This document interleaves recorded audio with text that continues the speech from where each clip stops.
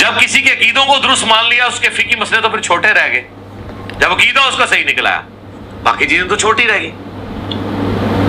اب اہل تشیع میرے پاس آئے اور مجھے کہیں جی آپ ماتم پہ ہم سے کریں. میں کہوں گا یار ماتم میرا اختلاف نہیں ہے آپ کے ساتھ اتنے بڑے لیول کا.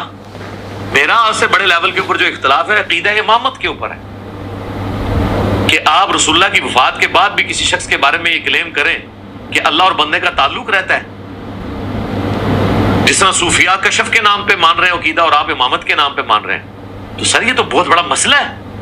جب تک یہ مسئلہ سیٹل نہیں ہوتا ہے تو میں تو اس کو کفر اسلام کا مسئلہ سمجھ رہا ہوں نا اپنے لیے. رسول اللہ کے بعد کسی کے بارے میں یہ عقیدہ رکھنا کہ اس پہ اللہ کی وحی آتی ہے, حضرت عیسیٰ علیہ السلام کو چھوڑ کے, وہ تو ایک ایکسیپشن ہے, یا اس کو اللہ تعالیٰ ڈائریکٹلی گائیڈ کرتا ہے, تو یہ بہت بڑا عقیدہ ہے. جب تک میرا آپ کا یہ مسئلہ حل نہیں ہوتا میں آپ سے آگے کسی اور مسئلے میں بات کر ہی نہیں سکتا. باقی مسئلے تو بعد میں بہت چھوٹے ہیں باقی. اسی طریقے سے بریلوی آتے ہیں تو ہم اس کے ساتھ بنیادی عقیدے کے اوپر بات کریں گے. چشتی رسول اللہ پہ.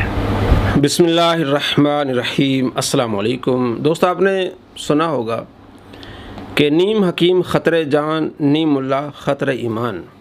اس نے شیعہ حضرات کے بارے میں بات کرتے ہوئے صوفیہ کا ذکر کیا کہ صوفیہ جو یہ عقیدہ مانتے ہیں کہ ڈائریکٹلی اللہ تبارک و تعالیٰ ان سے بات کرتا ہے یا وحی نازل کرتا ہے, یہ تو کفر اسلام کا مسئلہ ہے. یہ اس کا جھوٹ ہے. جو اس نے کشف کا ذکر کیا ہے اس لفظ سے ہی پتہ چل جاتا ہے کہ اس کا معنی کیا ہے. اور یہ اہل سنت بریلویوں پر جس نے کہا ہے کہ جناب ان کا بنیادی عقیدہ ہے چشتی رسول اللہ, اس پر ہم مناظرہ کریں گے. یہ اس کا جھوٹ ہے, کوئی بنیادی عقیدہ نہیں ہے. اہل سنت اس واقعے کو رد کرتے ہیں, ویڈیوز ہیں, اور یہ خود مانا ہے کہ ہاں جناب اب یہ اہل سنت کے جو ادارے ہیں یعنی جنہوں نے یہ کتابیں چھاپنی شبیر برادرز نے اس کو نکال دیا ہے. پہلے یہ کہتے تھے جناب اگر یہ بزرگوں کا واقعہ نہیں ہے تو آپ ان کو کتابوں سے نکالتے کیوں نہیں, جناب نکل گیا. خود اس کی ویڈیو ہے, بریلوی علماء کو مبارکباد, اور اس میں اس نے یہ کہا ہے کہ جناب یہ شبیر برادرز نے اس واقعے کو نکال دیا ہے. جب وہ واقعے کو نکال دیا وہ ہمارا عقیدہ نہیں ہے, آپ جھوٹ کیوں بولتے ہیں. پہلے تو یہ کہتے ہیں جناب آپ کی کتابوں میں لکھا آپ نکالتے کیوں نہیں, جناب نکل گیا. اب آپ بخاری سے نکالیں جو آپ کہتے ہیں بخاری میں گستاخی ہیں. آپ کے سامنے بخاری رکھی ہوئی ہے بقول آپ کے, اور آپ کہتے ہیں کہ مشکات المصابیح میں گستاخانہ عبارات ہیں, تو آپ وہاں سے نکالیں نا. آپ تو چشتی رسول اللہ والا واقعہ تو نکل گیا, تو ہمارا عقیدہ ہی نہیں ہے یہ. یعنی اتنا بڑا یہ جھوٹ بڑھ رہا ہے. اللہ تبارک و تعالیٰ کے جھوٹوں پر لعنت ہو. یہ کشف کا معنی کیا ہے؟ کشف کا معنی ہوتا ہے کھولنا, پردہ اٹھانے کا معنی میں ہوتا ہے. جو اللہ کے پیارے ہیں جو ذکر کرتے ہیں فکر کرتے ہیں, اللہ تبارک و تعالیٰ ان کے سامنے سے پردہ ہٹا دیتا ہے. وہ سامنے والے کے دل کی بات کو جان لیتے ہیں. یہ ہے کشف کا معنی. اور آپ گوگل پہ سرچ کریں, کشف لکھیں گے, آپ کو معلوم ہو جائے گا کہ اس کا معنی کیا ہے. کسی صوفی کا عقیدہ نہیں ہے کہ جناب اللہ تبارک و تعالیٰ کی وحی نازل ہوتی ہے, اللہ تبارک و تعالیٰ ڈائریکٹ باتیں کرتا ہے. اپنی طرف سے جھوٹ گھڑ کر لوگوں میں اس طرح بیان کرنا, جس طرح بھی اس نے چشتی رسول اللہ کے بارے میں کہا, ان کا بنیادی عقیدہ ہے نعوذ باللہ من ذالک. اور یہ خود کہتا ہے کہ 1896 سے پہلے کوئی بریلوی نہیں تھا. 1896 کے بعد جتنے بریلوی ہیں کسی ایک بریلوی نے عقیدہ یہ بنایا ہے؟ نہیں بنایا, جھوٹ بولتا ہے. تو کشف کا معنی ہوتا ہے کھولنا, پردہ اٹھانا. اور یہ وہابیوں کی ویب سائٹ ہے محدث فورم, اس سے میں پڑھ کے بتاتا ہوں. وہ کہتے ہیں کہ ہم مانتے ہیں کہ کشف ہوتا ہے, اور خود انہوں نے ابن تیمیہ کے بارے میں لکھا ہے کہ شیخ الاسلام ابن تیمیہ رحمہ اللہ تعالیٰ فرماتے ہیں ہم اس بات کا انکار نہیں کرتے کہ نفس کو بیداری یا نیند کی حالت میں کچھ نہ کچھ کشف ہوتا ہے, جس کا سبب بدن کے ساتھ قلیل سا تعلق یا بطور ریاضت, اس کے بغیر یعنی ریاضت کرے گا تو کشف ہوتا ہے. کہتے ہیں ابن تیمیہ مانتے ہیں, اور آگے لکھتے ہیں یعنی یہ محدث فورم یہ اہل حدیث کا ہے, اس سے میں بیان کر رہا ہوں. اور اس کو شیعہ بھی مانتے ہیں کشف کو, اور دیوبندی حضرات بھی مانتے ہیں اس کو کشف کو. تو اس کے نزدیک پھر یہ کفر اسلام کا مسئلہ ہوا تو یہ پھر سارے کافر ہو گئے نا, سنی شیعہ وہابی دیوبندی. بھائی کشف کا عقیدہ آپ اپنی طرف سے اس طرح جھوٹ بول کے بیان کریں. جناب صوفیہ کہتے ہیں کہ ہمارے اوپر وحی نازل ہوتی. اللہ تبارک و تعالیٰ ایسے شریروں کے شر سے مسلمانوں کو بچائے. کشف کے بارے میں خود محدث فورم میں کیا لکھا ہے, ہمارے ہاں بھی یہی ہے کہ کشف کی دو قسمیں ہیں, ایک رحمانی اور ایک شیطانی. یعنی شیطان کی طرف سے کوئی چیز ڈالی جاتی ہے, وسوسے ڈالے جاتے ہیں, اور اللہ تبارک و تعالیٰ کی طرف سے کشف ہوتا ہے کہ اللہ تبارک و تعالیٰ کا اس بندے پر یہ کرامت ہوتی ہے کہ وہ سامنے والے حالات اس کے کھل جاتے ہیں. اور یہ نہیں کہ ہر بندے کے لیے ہوتا ہے، ہر ولی کے لیے ہوتا ہے، ہر صحابی کے لیے ہوتا ہے، بس اس کا ثبوت موجود ہے۔ ابن سیاد کا جو واقعہ ہے بخاری مسلم میں، وہ انہوں نے نقل کیا ہے کہ اسی طرح ابن سیاد نے بھی جو کچھ نبی صلی اللہ تعالیٰ علیہ وآلہ وسلم نے اس سے چھپایا تھا اسے کشف کر دیا تھا، تو نبی صلی اللہ تعالیٰ علیہ وآلہ وسلم نے اسے فرمایا کہ تو کاہنوں نجومیوں کا بھائی ہے، تو نبی صلی اللہ تعالیٰ علیہ وآلہ وسلم نے اس کشف کو کاہنوں اور نجومیوں کا کشف ہی قرار دیا، نہ کہ اس کی قدر کی، کیونکہ یہ شیطانی کشف تھا۔ اور اسی طرح اسود انسی کے بارے میں بھی انہوں نے لکھا کہ ان کو بھی کشف ہوتا تھا، اور یہ کشف کون تھا شیطانی۔ اور کشف رحمانی کے بارے میں کہتے ہیں کہ عائشہ رضی اللہ تعالیٰ عنہ سے آپ علیہ حضرت ابوبکر صدیق رضی اللہ تعالیٰ عنہ نے فرمایا کہ میرے جانے کے بعد یہ مال تقسیم کرنا، ایک تو ہے اور دو تیری بہنیں ہیں۔ تو حضرت عائشہ رضی اللہ تعالیٰ عنہ نے فرمایا کہ میری تو ایک بہن ہے اسما، تو آپ نے فرمایا تیری والدہ کو جو حمل ہے اس میں سے بھی ایک بیٹی ہوگی، وہ بھی تیری بہن ہے۔ اور یہ موطا امام مالک میں صحیح حدیث ہے 1503۔ تو انہوں نے اس کو لکھا ہے کہ یہ کشف تھا حضرت ابوبکر صدیق رضی اللہ تعالیٰ عنہ کا۔ تو کیا حضرت ابوبکر صدیق رضی اللہ تعالیٰ عنہ پر کفر کا فتویٰ لگے گا؟ نعوذ باللہ من ذالک۔ اور نیچے اسی میں لکھا ہے کہ حضرت عمر بن خطاب رضی اللہ تعالیٰ عنہ جو واقعہ ساریہ والا ہے، آپ نے ساریہ کو آواز دی تھی اور اس نے سنا تھا، تو وہ بھی واقعہ نقل کر کے کہتے ہیں کہ حدیث صحیح ہے، اور البانی نے سلسلہ احادیث صحیح میں اس کو لکھا ہے، اور یہ بھی حضرت عمر کا کشف تھا۔ اسے انہوں نے لکھا ہے کشف ربانی۔ تو کشف کو ماننا، یہ تو اہل حدیث بھی مان رہے ہیں، شیعہ بھی مان رہے ہیں، تو کشف کا یہ معنی ہرگز نہیں کہ اللہ کی وحی ہوتی ہے، بلکہ اللہ تبارک و تعالیٰ اس کے سامنے والے کے، یہ کہیں سے بھی اللہ تبارک و تعالیٰ کے لیے بات کھول دیتا ہے، جس طرح عمر رضی اللہ تعالیٰ کے لیے، حضرت ابوبکر صدیق رضی اللہ تعالیٰ کے لیے۔ یہ صرف صوفیہ کی بات نہیں ہے۔ اور امام موسیٰ کاظم رحمۃ اللہ علیہ، ان کو اللہ تبارک و تعالیٰ بہت زیادہ کشف عطا فرمایا تھا۔ ان کا واقعہ ہے، امام ابن جوزی نے لکھا ہے، یہ کہانی نہیں کہتے کہانی بھائی، امام ابن جوزی ایسے ہیں جنہوں نے کتاب الموضوعات لکھی ہے، موضوع من گھڑت واقعوں کو الگ کر کے لکھا کہ ان کو نہیں ماننا۔ ایسے محدث اس واقعوں کو لکھ رہے ہیں، امام موسیٰ کاظم کے کشف کو لکھ رہے ہیں۔ کہ امام ابن الجوزی نے اپنی کتاب صفت الصفوہ میں جو اولیاء اللہ کے اور صوفیاء کے اور اہل اللہ اور عرفاء کے حالات زندگی لکھے ہیں، اس میں ترجمہ نمبر 191 لکھا، اور اس میں امام موسیٰ بن جعفر الصادق رضی اللہ تعالیٰ عنہ کے جو حالات زندگی لکھے، اس میں ایک واقعہ لکھا ہے کہ حضرت امام شقیق بن ابراہیم بلخی رحمۃ اللہ تعالیٰ علیہ، جو کہ خود بہت بڑے اولیاء اللہ میں سے، صوفیاء میں سے ہیں، وہ فرماتے ہیں کہ میں ایک دفعہ جب حج کے لیے نکلا، بلخ سے میں حج کے لیے نکلا، ایک قافلہ تھا ان کے ساتھ، میں جب گیا تو فرماتے ہیں کہ ہمارا قافلہ جو ہے وہ قادسیہ کے مقام پر ٹھہرا، تو میں نے وہاں لوگوں میں ایک ایسا نوجوان دیکھا جس نے صوف کا لباس پہنا ہوا تھا، اور اس کے پاؤں میں نالین تھے، جوتی تھی، اور وہ لوگوں سے الگ ہو کر بیٹھ گیا۔ نہایت خوبصورت شخص تھا، نہایت خوبصورت نوجوان تھا، لوگوں سے الگ تھلگ ہو کے بیٹھ گیا۔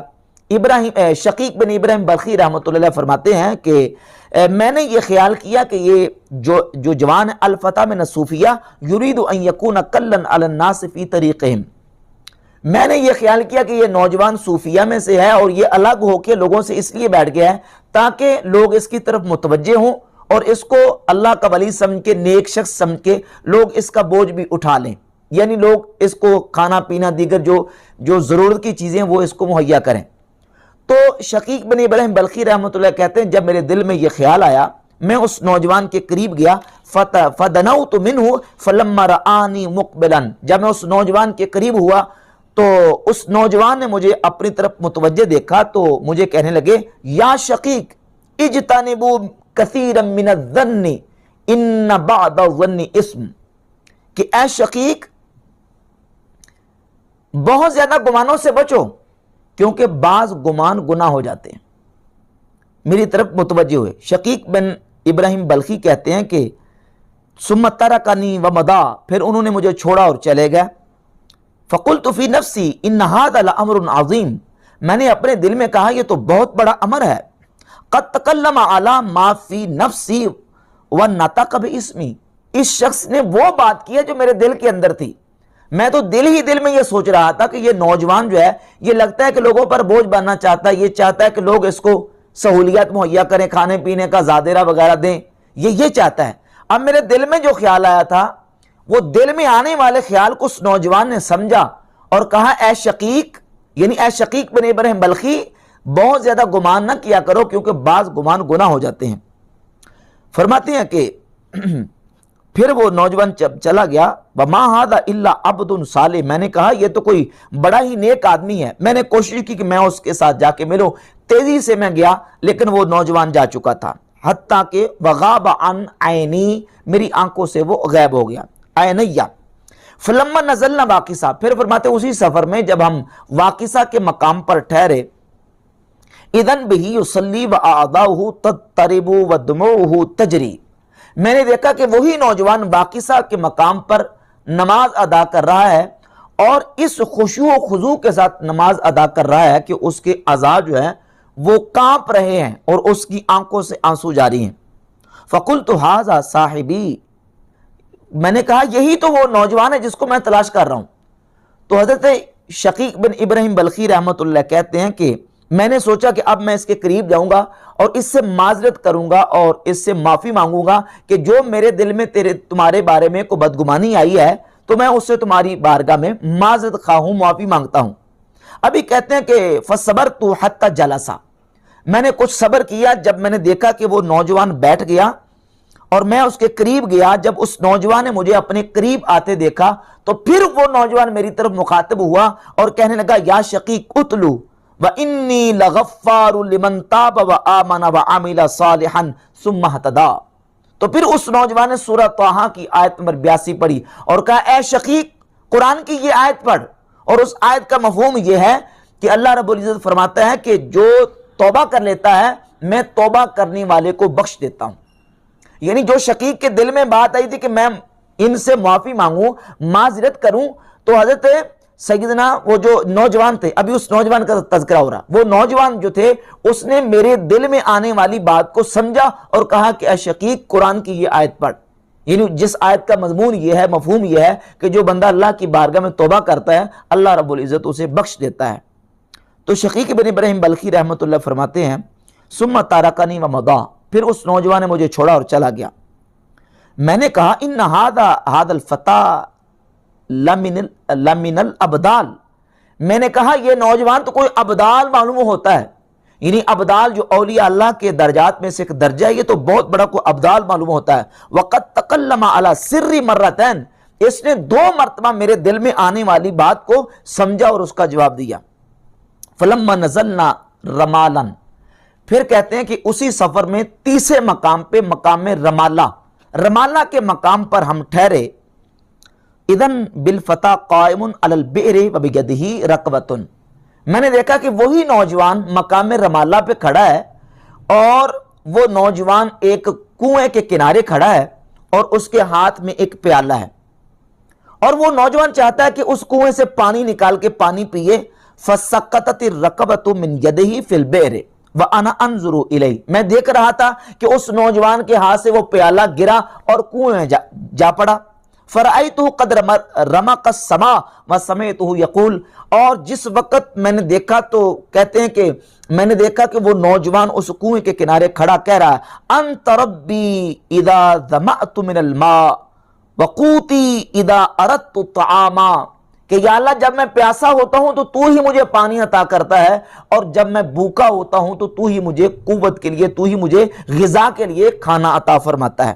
اللہم سیدی سیدی مالی سواہا فلا تعدمنیہا، قال شقیق فواللہ لقد رأیت البئر قد ارتفع ماؤہا، کہتے ہیں اس نوجوان کے یہ دعا کرنے کی دیر تھی کہ اللہ کی قسم میں نے دیکھا، شقیق کہتے ہیں میں نے دیکھا کہ اس کنویں کا پانی بھر آیا، فمد یدہ فاخذ الرکوۃ، اس کا کنویں کا پانی جب اوپر آ گیا اس نوجوان نے اپنا ہاتھ آگے بڑھایا اور ہاتھ آگے بڑھا کے اس پیالے کو پکڑ لیا۔ جب کنواں بھر گیا تو اس نوجوان نے اس کنویں سے وضو بھی کیا، وصلی 4 رکعات اور 4 رکعت نماز ادا کی، ثم مالا الی کثیب رمل، پھر وہ نوجوان ایک ریت کے ٹیلے کی طرف بڑھا اور ریت کے ٹیلے کی طرف بڑھ کے اس نے اس پیالے میں ریت ڈالی شروع کی اور ریت ڈال کے اس کو ہلایا اور ہلا کے پینا شروع کیا۔ میں اس نوجوان کے قریب گیا اور جا کے کہا کہ جو اللہ نے تجھ پر فضل و احسان اور نعمت کی ہے تو مجھے بھی اس میں سے عطا کر۔ تو اس نوجوان نے پھر جب مجھے پیالہ دیا اور اسی پیالے سے میں نے جب پیا تو شقیق بن ابراہیم بلخی کہتے ہیں کہ میں نے جب اس سے پیا تو کہتے ہیں فواللہ ما شربت قط الذ منہ، اللہ کی قسم اس سے زیادہ لذیذ پانی، اس سے زیادہ مزیدار پانی میں نے آج تک نہیں پیا، ولا اطیب ریحا منہ، اور اس سے زیادہ خوشبودار پانی میں نے آج تک نہیں پیا۔ فشبعت، اور جب میں سیر ہو گیا پانی پی کے اور میں بالکل پانی سے میرا پیٹ بھر گیا تو فاقمت ایاما لا اشتہی طعاما ولا شرابا، کتنے دن گزر گئے، شقیق بن ابراہیم بلخی کہتے ہیں کہ کتنے دن گزرنے کے بعد بھی میں نے نہ پانی کی پیاس محسوس کی ہے اور نہ کھانے کی بھوک محسوس کی ہے اس پانی کی برکت سے۔ کہتے ہیں کہ پھر اسی طریقے سے ایسے ہی کئی راتیں گزر گئیں، اور جب میں نے حرم شریف میں داخل ہوا لم اراہ حتی دخلنا مکہ فرأیتہ لیلۃ الی جنب قبۃ الشراب فی نصف اللیل یصلی بخشوع وانین وبکاء، میں نے دیکھا کہ وہی نوجوان حرم کعبہ میں مطاف میں ایک مقام پہ بیٹھا ہوا ہے اور نماز ادا کر رہا ہے، ساری رات نماز ادا کرتے گزر گئی، ساری رات خشوع و خضوع میں اور عبادت میں اور روتے ہوئے اس نوجوان کی گزر گئی۔ فلم یزل کذالک حتی ذہب اللیل، اسی طرح ساری رات جب گزر گئی تو فجر کی نماز کا وقت ہوا تو اس نوجوان نے فجر کی نماز ادا کرنے کے بعد فجر کی نماز پڑھی، نماز ادا کرنے کے بعد پھر بیت اللہ شریف کے ساتھ چکر لگائے، طواف کیا۔ جب طواف کر کے وہ نوجوان اپنی عبادت مکمل کرنے کے بعد واپس لوٹا تو ایک بہت بڑا جمع غفیر اس نوجوان کے ساتھ تھا، غلام اور ان کے عقیدت مند، ان کے جان نثار ان کے ساتھ موجود تھے۔ جب میں نے اسی نوجوان کو اس حالت میں دیکھا کہ جب سفر میں تھا، تنہا اکیلا تھا، اور یہاں حرم مکہ میں اس کے ساتھ ایک غلاموں کی، عقیدت مندوں کی ایک بہت بڑی جو ہے وہ ہجوم موجود ہے، تو میں نے پوچھا کہ یہ نوجوان کون ہے جو لوگ بڑھ بڑھ کے آگے ان کو سلام کر رہے ہیں، یہ نوجوان ہے کون؟ تو فقلت لبعض من رأيته يقرب منه من هذا الفتى فقال هذا موسى بن جعفر، تو لوگوں نے کہا کہ یہ کوئی عام شخص نہیں ہے، یہ حضرت موسیٰ بن جعفر القاظم رضی اللہ تعالیٰ کی ذات گرامی قدر۔ تو اس وقت میں نے جب آپ کی یہ شان و عظمت دیکھی تو شقیق بن ابراہیم بلخی رحمۃ اللہ فرماتے ہیں کہ میں نے اسی وقت کہا عجبت ان تکون هذا العجائب الا لمثل هذا السید، جو سفر میں اتنے عجائب اور اتنی خارق عادات اور یہ کرامات جو میں نے ان کی دیکھی ہیں، یہ اسی طرح کے سید ہی سے واقع ہو سکتی ہیں جو کہ میں نے سفر کے دوران انہی موسیٰ القاظم رضی اللہ تعالیٰ عنہ سے دیکھی۔ تو دوستو آپ نے دیکھا یہ امام موسیٰ کاظم رضی اللہ تعالیٰ عنہ کا یہ کشف تھا جو مفتی راشد صاحب نے ایک ویڈیو میں آپ نے بتایا ہے۔ تو یہ کس طرح یہ دھوکہ دے رہا ہے عوام کو کشف کے بارے میں؟ جناب یہ تو اسلام و کفر کا مسئلہ ہے، اور جناب یہ چشتی رسول اللہ کفر اسلام، یہ جھوٹ بول رہا ہے، بنیادی عقیدہ کہہ رہا ہے بریلویوں کو، نعوذ باللہ من ذالک، کوئی عقیدہ نہیں ہے۔ اور کشف کے بارے میں آپ کو بتایا، آپ گوگل پہ سرچ کریں، آپ معلوم کریں گے، آپ کو معلوم ہو جائے گا کہ جناب یہ سارا جھوٹ بول رہا ہے، یہ اس صدی کا سب سے بڑا جھوٹا شخص ہے، اس طرح دھوکے دے رہا ہے۔ اگر یہ کشف پر کفر کا فتویٰ لگتا ہے تو پھر آپ ابوبکر صدیق رضی اللہ تعالیٰ عنہ کے بارے میں کیا کہیں گے؟ عمر فاروق رضی اللہ تعالیٰ کے بارے میں کیا کہیں گے؟ امام موسیٰ کاظم رضی اللہ تعالیٰ کے بارے میں کیا کہیں گے؟ پھر وہابی کے بارے میں کیا کہیں گے جو کہتے ہیں کہ کشف ربانی ہے؟ یہ شیخ الاسلام ان کا ابن تیمیہ مانتا ہے، شیعہ مانتے ہیں، دیوبندی مانتے ہیں، اہل سنت مانتے ہیں، تو اس لحاظ سے یہ سارے کفر اسلام کا مسئلہ ہو گیا۔ یہ ہے جناب خطرہ ایمان، نیم حکیم خطرہ جان اور نیم ملا خطرہ ایمان۔